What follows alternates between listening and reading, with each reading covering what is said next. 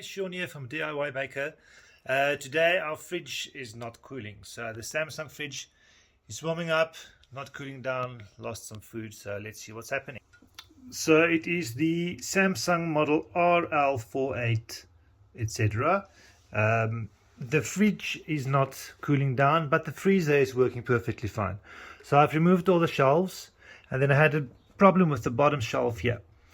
So this is the part that I couldn't get out. So what you do, if you look at the sides here, you will see that clips onto the edge on either side. So you need to either wedge a finger in there to push this tab back, or a flathead screwdriver just to push that back. Then you can unclip each side selectively.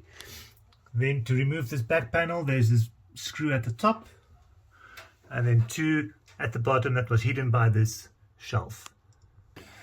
Right, so I have all the screws removed, and we just pull back on this panel to expose the electrical plugs behind it. This left plug with the 4 wires supplies power to this door that opens up to allow cold air in from the freezer. Right, so we are testing the temperature sensor, and it seems to be working okay. The ohm reading was sitting at 5. I applied some ice to the temperature sensor right here in the front, a block of ice, and the ohm reading continued rising, so that indicates that the temperature sensor is working. Right, the back panel is screwed back in.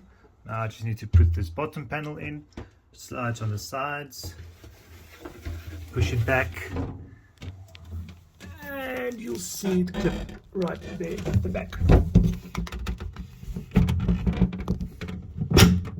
Since the temperature sensor of the fridge is working, I'm now suspecting that the freezer temperature sensor might be broken. So I'm just allowing this to defrost so I can take off this back cover and get access to that sensor. This whole piece at the bottom was frozen solid, so I'm suspecting we may have an issue down here. Right, now that this freezer has been defrosted, we can now go ahead and remove this cover. It's nice and loose now, all the ice is gone, so we just remove the one screw and unclip the edges, and then we can remove this and have a look at the temperature sensor.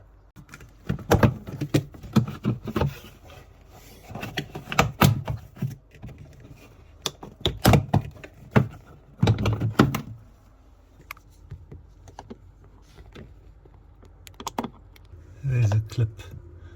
Just unclip it with a flat head screwdriver.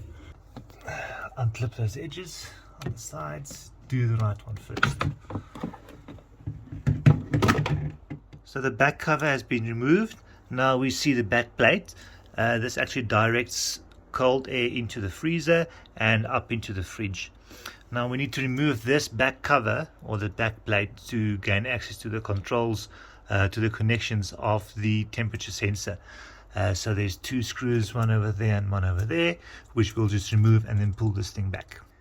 The screws have been undone. Now we just need to unclip the temperature sensor, and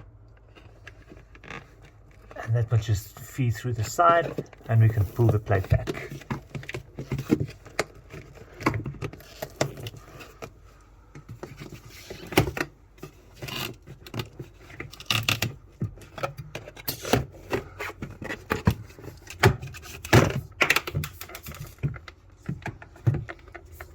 And that reveals the connectors for the fan and the temperature sensor.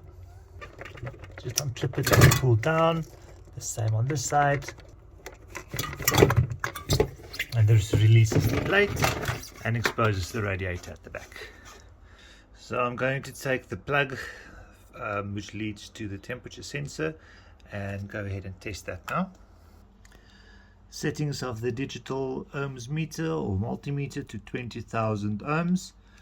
Right, and we get a reading of 5.64 ohms, which actually equates to room temperature. So we have the reading of 5.6. I'm applying an ice pack to the sensor. Let's see what's happening. So the reading is increasing, which means the signal comes through and the temperature sensor is fine. Now we need to test the defrost sensor. I just removed the cover at the top covering those connections. There's a voltage warning, so just be sure to switch off the mains.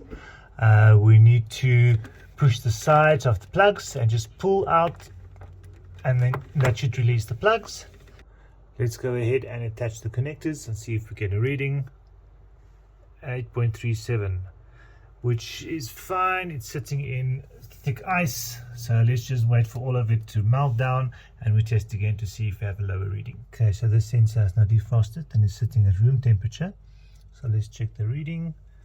6.32, and that is within acceptable range. So what I'm going to do now is close everything back up, let it run and see if the defrosting actually did something. We ran the freezer overnight and everything is fine. It's working perfectly. The fridge is back to normal. The freezer is not frozen up anymore. So we defrosted the whole thing, cleaned it out, and freed everything up again. The temperature sensor was just frozen up and didn't give through the correct reading. So everything is working perfectly fine.